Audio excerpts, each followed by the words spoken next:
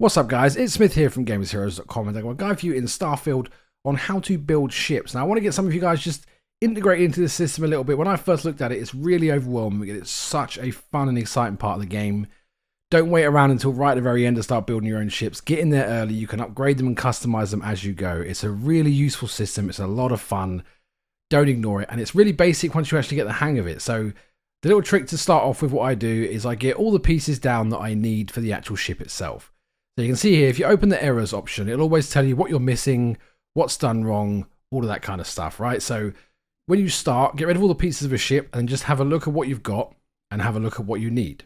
So for the blueprint I've got here, I just noticed I was missing some fuel tanks, so I'm going to find some fuel tanks. It doesn't really matter which ones, you can always swap these out. This is just a way of sort of breaking you into the system so you get used to playing around with it, because it's the kind of thing I'd usually leave until endgame, and it's just so much fun and it's so cool.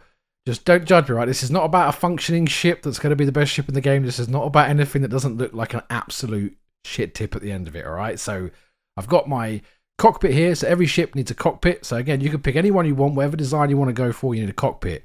You also need a landing base. As you're going through the building options, you can see all of these. You need a docker, so you can dock with other ships and space stations. You need a gravity drive. You need a reactor. You need some landing gears. You need more landing gears depending on the size of your vessel. And you need some engines. You also need a shield generator. You have to be very careful that your stuff, so your class, this is a reactor here, that reactor is class A. That limits the class of all the pieces you have on your ship. So A is the worst, B is better, C is the best. So you can see here that shield generator there was an A. It's fine, no problem. I've got a much better one here that pumps me all the way to maximum shield, but it's a class C, so it's not going to work. So you can see now I've got an error where the ship reactor class doesn't max. So I have to get rid of that. So whenever you're struggling, just open up the flight check screen, which is like the start button, the 3 lines, whatever they call that. That will give you a breakdown of where you've gone wrong and what you need to change. So we have all the pieces together now. This is the blueprint. Just throw these down and then just take yourself a minute and sort of visualize what you want to create. We'll get to the fluffy stuff in a second. Your cockpit does need to be directly on top of your docking bay, so directly on top. That's wrong. I'll have to fix that a bit later, but that's fine. I'm still getting used to the Xbox controls. I'm used to playing on PC or PlayStation, so I get the controls wrong quite a lot. And then pretty much it's just about sort of throwing together the bits and pieces of the boat, the ship you want to make. So the structure stuff is all pretty bits. We'll get to those bits later. Don't worry too much about the structure stuff for now. Again, there's a ton of options. There's a ton of different styles and variations. Some of the talented YouTube folk, I tell you, there's going to be some crazy ships. Give it a week or so and people get used to this.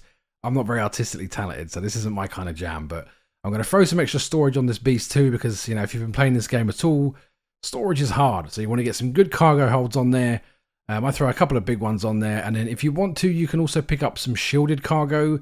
Now, I've got these by default. Some people in one of our other guides said they haven't, so I'm not sure how you get them, but this allows you to bring back contraband. So obviously, if you're out about and you find some contraband, you have to leave it if you don't really have the shielded cargo, or you're just going to get arrested. So always add some shielded cargo to it. That way, if you find the contraband, which is expensive stuff, you can grab it and sell it. So this is sort of the basic bones of my ship. Now, this is what I want to be going in with. I've got my storage. I've got all the pieces that I'm required to have. We'll worry about the weapons very late on, because the weapons are quite easy just to make work by itself. So this is what I mean by giving you guys a blueprint. You go down, you put one of each of the items you went down like we did at the start of the video, and then that's everything you need. And then it's about putting them all together and building the ship the way you want to see it, and then fixing any errors that pop up. So this is the important bit here, the habs or the habitats. Now, these are just different designs. So you've got the Nova design, the Hope Tech design, the Danos design. These are just manufacturers. They change the individual appearance on the inside. Other than that, they're functionally the same. This is where you can increase your crew capacity. Some of them, like you can have the infirmary hab, which gives you the pharmaceutical bench and the research station. So using different varieties of these, you'll be able to put all of the crafting benches on your base. So that's what I'm doing here. I'm just going through and I'm throwing all the different habitat ones I want on there. I've got captain's quarters. I've got the armory, so I can put some weapons in storage and put some armor sets on some mannequins. That's all this is about. This bit there's no skill or talent here for me. This is just throwing the habitats I want together onto the ship. Once you've done that, you've got your base, your ship organized. You want to start throwing on the important bits. So, you know, for the legs and stuff for when you're landing, there's no position for any of it as long as it's in the right place. So the legs have to be underneath, obviously, at the very bottom of your ship. If they're on the top, it doesn't work. Everything else is pretty clear. I'm just throwing all the bits that I showed you at the start into random places. I've not given any thought, rhyme or reason to any of this. I'm just throwing it on wherever it sticks, and then once it's all stuck, I'll have a look at the error screen and see what happens. So I messed around one of the legs for a second there. So I had to put the storage on the side because the legs wouldn't fit. They don't actually attach to that bit there, so they don't count as fitting. So what I had to go through and do was just add a couple of other little bits that have more connectors underneath. I was able to put the legs on quite easy. So that's the bulk of the ship done. Again, it's just the bits that I showed you at the start thrown together around the habitats. That's all it was. As you can see, it doesn't look pretty. It functions, right? It's got some pretty good engines. It's got some good storage. It will get me out of a pinch in a fight once I put the weapons on. It's not fantastic, but it will get there.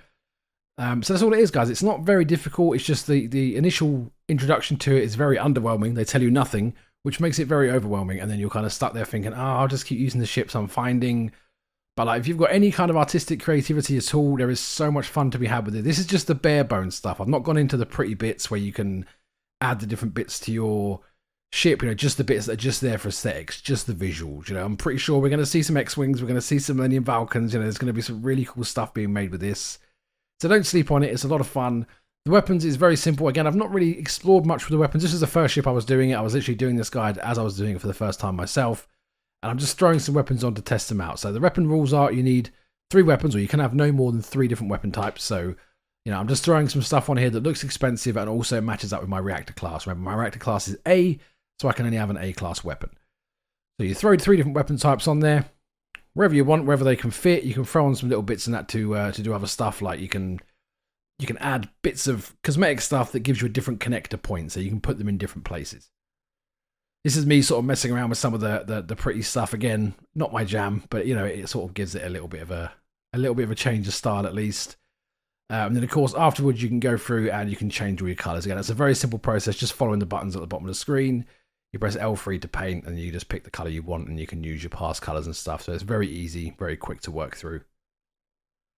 I'm just throwing on some windows, hoping that something will stop this looking like some kind of Frankenstein ship, but it didn't. It still looks like Frankenstein's ship. So this is the finished project. Other than the single error I've got now, I can send this out and fly it. That's it. It probably took me about 25 minutes. A lot of that was recutting and re-editing for the video, so you can probably do this in 5-10 minutes once you've got the basic gist of it. I wanted to get this out there just in case any of you guys were looking at it and were sort of thinking the same as me, where it felt a little bit overwhelming and you didn't really want to dive into it. It's really not that hard once you get used to the error screen. That's the secret here. Whenever you get stuck, whenever you're unsure, just open the error screen and it will tell you what's going on. There's a module that's not connected, which means you need to find something that's floating around, something that hasn't connected to another connection point. If you don't have enough landing gears, throw another landing gear on. If your reactor's not working properly, make sure that everything's the same level as your reactor. It's all very simple once you get started.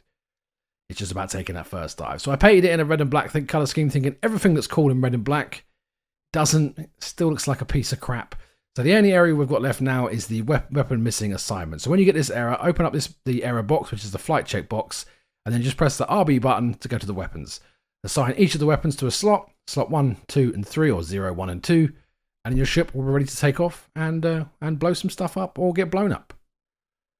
So guys, nice and quick, nice and easy. Get what you need to get back to the game. If we helped you out today, do like and subscribe. I do appreciate it. And please don't make fun of my ship. See ya.